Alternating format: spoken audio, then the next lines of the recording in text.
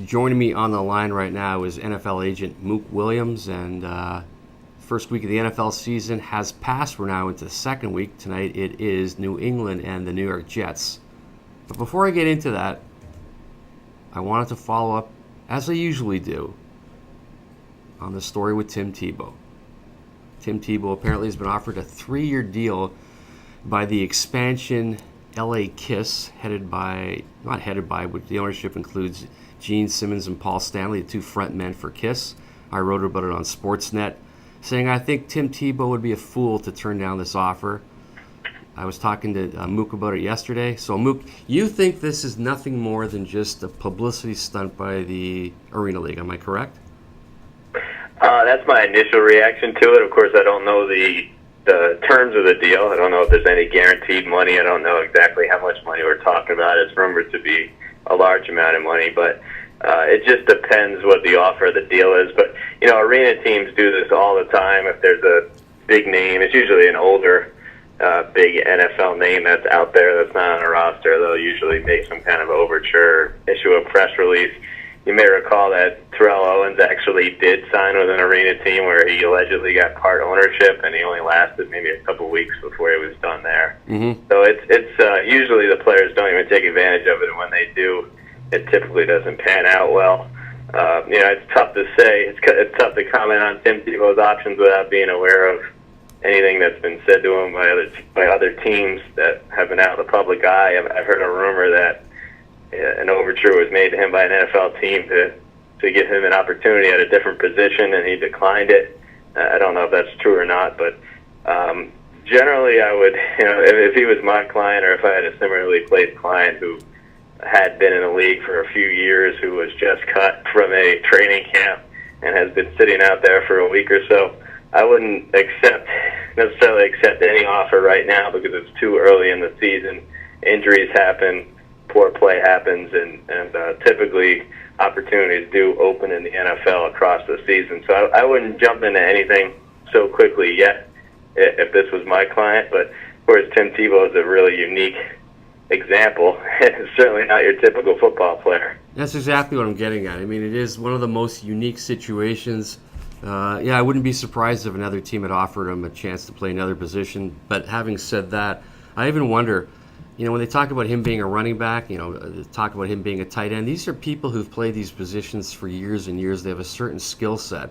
Just because Tim Tebow is able to run in open space, he wouldn't have that open space were he not a quarterback, and the defense is sort of set up in a certain formation. So I often wondered about this whole idea, he could play another position. There was a quarterback Canadian in the Canadian Football League who was a quarterback. Now they've made him into a receiver, and he's playing lights out. I consider him an excellent athlete, and I'm surprised by what he's doing. His name is Brad Sinopoli. But again, in your opinion, your experiences with football players, can a player who's been trained to play one position for a specific period of time all of a sudden adapt to another position? And I know Tim Tebow wouldn't be the first person, certainly the first quarterback who's been asked to do this. It is unusual. It certainly is unusual, especially at the NFL level. You see it at the college level every once in a while at major college programs, especially maybe some guy going from a offensive lineman to a defensive lineman or a fullback to a linebacker or vice versa. In the NFL, it's a little tougher. Typically, though, the guys who have the best shot are people who start as a quarterback because they have a better understanding of what goes on in the offense. It would be much tougher to go the opposite direction and make a wide receiver or running back a quarterback. That would be virtually impossible on the NFL level. So if you're going to do it on the offensive side of the ball, it would be a quarterback, I would say. But the examples are very, very slim in the history of the game, and it's tough to think of anybody that switched positions and had a truly successful run at a new position. I can't, I define success pretty narrowly, and I really can't think of anybody right now in the NFL off the top of my head. All right, before belaboring the whole point of Tim Tebow, because I could do a show in and of itself or about Tim Tebow. Second week of the NFL tonight, we have New England and New York Jets, and I think, I don't know if I said this to you, I think I certainly said it to somebody else the other day. The NFL does it right. They really understand how to market their league. They put primetime teams in primetime spots. Again, there's only one game Thursday night, but you've got two teams with, tons and tons of storylines. And I think it's just great. That's what I like about the NFL, marketing their product probably better than anybody else. Absolutely, and it certainly helps that the Jets managed to win in Week 1, and the Patriots had a surprise narrow victory. If you looked at those two games in Week 1 beforehand, you would have said the Patriots would have blown out the Bills and the Jets probably would have lost. So you had two different outcomes happen that fed into the prominence of this game, and of course you have a natural rivalry. You have a story coming out recently where Rex Ryan allegedly said in a pregame speech that he was going to go punch Bill Belichick in the face, which is certainly compelling. I mean, can you imagine if that actually happened? If I saw that happen, I'd probably be on the ground laughing for about 10 minutes. but I mean, that just adds to the spice here tonight, and it's the only game on. It's Thursday night, prime time. You got two major markets playing each other.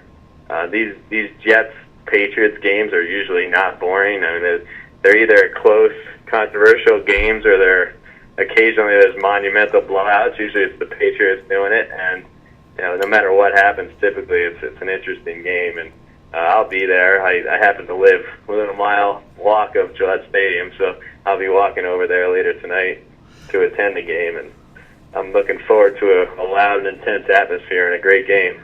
It's kind of interesting you mentioned the Jets narrow winners in their opening game. Geno Smith, rookie quarterback.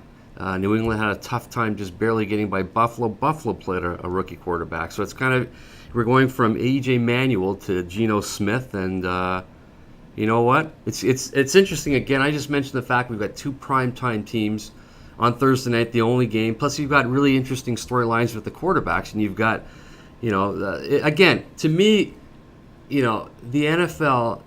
I don't know whether they actually sit down and they come up with these ideas themselves when they plot the schedules, but it is, again, that's the storyline, in my opinion, this week about going from one rookie quarterback to another rookie quarterback and a guy who's been an established quarterback for a long time.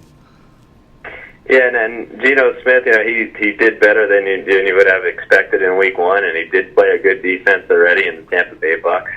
It's going to be interesting to see how he does here. He's on the road for the first time in the regular season. He's against a head coach in Bill Belichick who has a long track record of troubling rookie quarterbacks, although it didn't happen last week. But he's got a great track record of giving rookie quarterbacks a tough time. The atmosphere there, with it being the Patriots home opener, with it being at night, giving all the fans plenty of time to warm up for the game, it's probably going to be a very loud and intense atmosphere, and Patriot fans already pretty much hate the Jets, no matter if they're a contender or not. So it's going to be an interesting test for Geno Smith. And the Patriots' defense is a solid one this year. I have a lot of respect for it. So it'll be an interesting contest. Now, something that Geno did in Week 1 is he helped keep the Bucs defense a little honest with his legs. There was a few plays there throughout the game where he just pulled the ball down and went for it and sprinted and gained some significant yardage, especially on that last play at the end of the game where he was assisted by a late hit penalty, which put him in the field goal position. But if Geno Smith can stay mobile and then also be a threat to pick up chunks of yardage by taking off from the pocket, and he keeps that defense honest, he limits the blitzing, he's going to force the defensive ends to be more of in a contained mode. So you never know what could happen. This is certainly a good litmus test for him early in the season. Now, again, you say you live close by there and you go to the games. I've never been to Gillette Stadium. You only see it on TV, and you kind of have it's a distant feeling of it. But when you go there, is it such a thing that the fans are just so used to winning that anything less than the best to them is a disappointment, because almost like they've been spoiled by a quality team with a quality quarterback, quality head coach. I mean, all they do is win. Yeah, that's true. They're a Super Bowl contender every year. Even when Tom Brady got injured a few years ago, they were still in the running. I would say that maybe there's a smaller part of the fan base that's spoiled. I don't think most of the fans that actually attend the games behave in a spoiled way. It's fairly loud. It's not the loudest stadium in the NFL by any means, but it's fairly loud. It's pretty intense. The fans are very intelligent, and they're usually following the game closely and reacting closely. So, yeah, I think there is probably in the more expensive seats maybe a certain tone, but for the most part, I think these are good fans. So at least the ones that attend the game are not spoiled. I think there's definitely a higher spoiled percentage, I guess if you could call it that, amongst the casual fans who maybe don't seek out the game and don't try to attend it. But most of the fans that go are pretty diehard, committed fans that'll be there all day long and will be pretty loud, and especially with it being a night game, that makes it a much more intense. Night games here are typically way louder and way more intense than a Sunday afternoon game.